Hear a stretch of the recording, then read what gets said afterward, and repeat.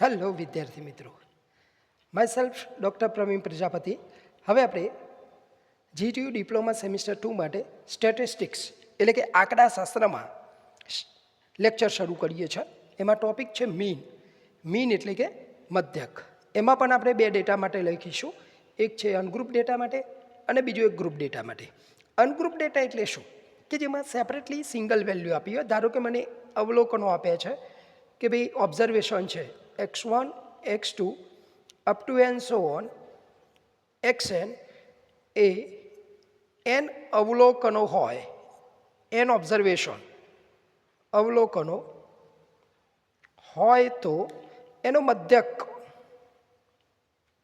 એટલે કે તમે એને મીન બોલી શકો છો, જેનો સિમ્બોલ છે x બાર. એટલે કે આપણને ખ્યાલ જ છે, આ 10થમાં શીખી ગયા છે કે ભાઈ અવલોકનોનો સરવાળો કરવાનો, અવલોકનોનો સરવાળો ભાગ્યા અવલોકનોની સંખ્યા, અવલોકનોની સંખ્યા એટલે કે sum of observation divide by the number of observations. So x bar is equals to observation કેટલા આપ્યા છે એ અવલોકનોનો સરવાળો કરો, x1 plus x2 plus up to N so on total જેટલા ઓબ્ઝર્વેશન હોય બધાનું એડિશન કરી લેવાનું છે, બધા જ અવલોકનોનો સરવાળો કરવાનો છે ભાગ્યા એની સંખ્યા કેટલા છે 1 2 3 એવી રીતે n સુધી છે તો n. એટલે એનું ફોર્મ એક્સ બાર સમ છે સિગ્મા, સિગ્મા એટલે સરવાળાનું સિમ્બોલ છે સિગ્મા xi બાય n. આ રીતે શોધી શકાય મિત્રો. એટલે કે જ્યારે તમને અનગ્રુપ ડેટા આપ્યો હોય અને તમને કહેવામાં આવે કે ભાઈ મીન શોધો એટલે કે મધ્યક શોધો, તો શું કરવાનું? સિમ્પલ, એ જેટલા ઓબ્ઝર્વેશન છે એનો સરવાળો કરો ભાગ્યા એની સંખ્યાથી એને ભાગી દેવાનું છે. આપણે એક્ઝામ્પલ જોઈ લઈએ મિત્રો, એટલે તમને વધારે ખ્યાલ આવશે.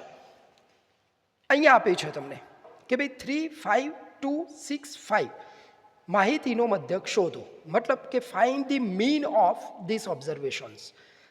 તો આપણે સિમ્પલ શું કરીએ છીએ, એક્સ બાર ઇક્વલ્સ ટુ બધાનો સમ કરી લઈએ, 3 plus 5 plus 2 plus 6 plus 5 right, divide by, હવે દેખીતી વસ્તુ છે શું કરીશું, ડિવાઈડ બાય ટોટલ વેલ્યુ કેટલી છે 1 2 3 4 અને 5. સો ડિવાઈડ બાય 5 તો ટોટલ કેટલા થશે 21 બાય 5 એટલે શું થાય 4.2. આ તમારો આન્સર થઈ ગયો. એટલે sum of observation divide by number of observation. આ ક્યારે આવે? અનગ્રુપ ડેટા હોય ત્યારે. હવે મિત્રો એક સેકન્ડ એક્ઝામ્પલ જુઓ. પ્રથમ 5 પ્રાકૃતિક સંખ્યા, પ્રાકૃતિક સંખ્યા મતલબ કે નેચરલ વેલ્યુ.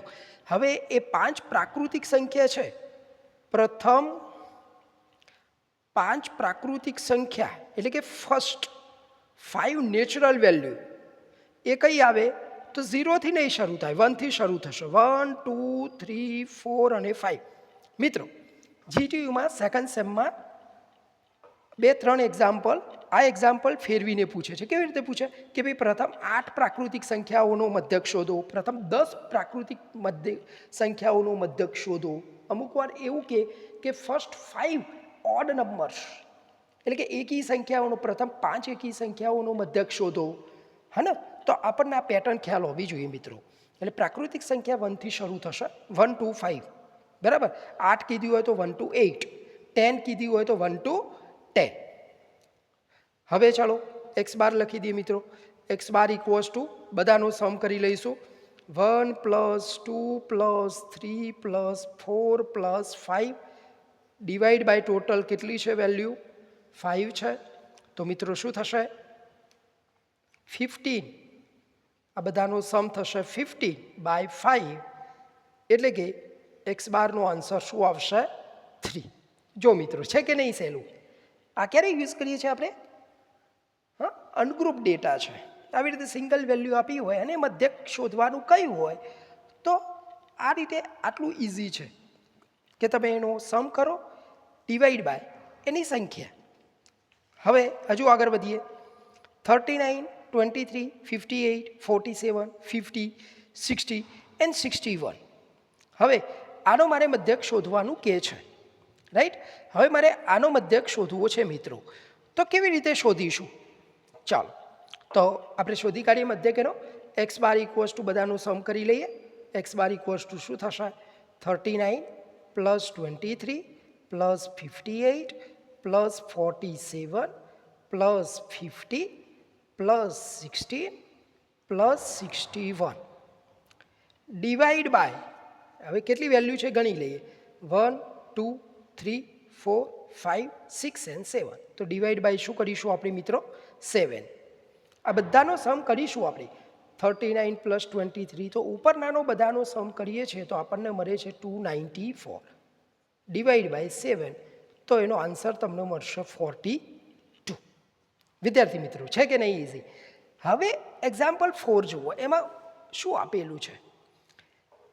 ઇફ 15 7 6 a 3 એનો મીન તમને આપી લીધેલો છે, એટલે જવાબ આપેલો છે, મધ્યક શોધીને આપેલો છે. અત્યારે સુધી એક્ઝામ્પલ 1 2 3 જોયું, એમાં મધ્યક શોધવાનું હતું.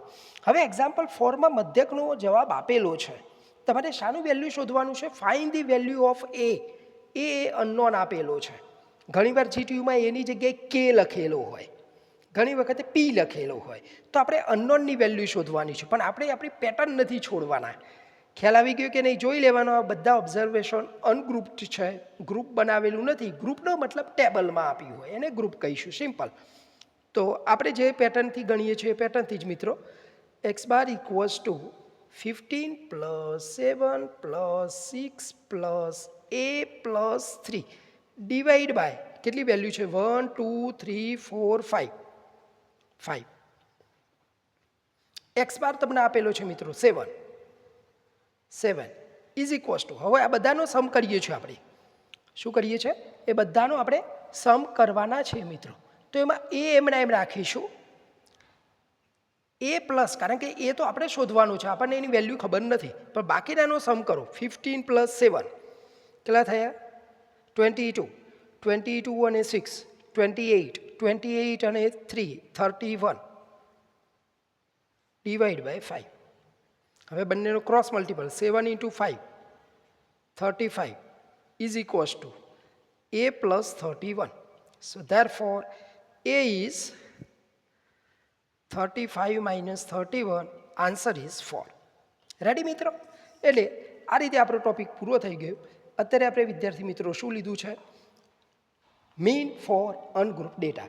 તો આ લેક્ચરને તમે મેક્સિમમ ફાયદો લઈ લો. અને બીજી વાત, આ યુટ્યુબ ચેનલને લાઇક શેર અને સબસ્ક્રાઈબ કરો કે જેથી વધુને વધુ સ્ટુડન્ટ્સ આનો લાભ લઈ શકે મિત્રો. અને આ એટલું ઇઝી છે, તમે 10થમાં પણ શીખીને આવેલા છો, હે ને? તો મેક્સિમમ લાઇક શેર અને સબસ્ક્રાઈબ કરો. હવે પછીનું લેક્ચર આપણે લઈએ છીએ મીન ફોર ગ્રુપ ડેટા, કે ગ્રુપમાં ડેટા આપ્યા હોય તો એનો મીન કેવી રીતે શોધવો. તો એ હવે પછીના નેક્સ્ટ લેક્ચરમાં આપણે નેક્સ્ટ ટોપિક સાથે મળીએ.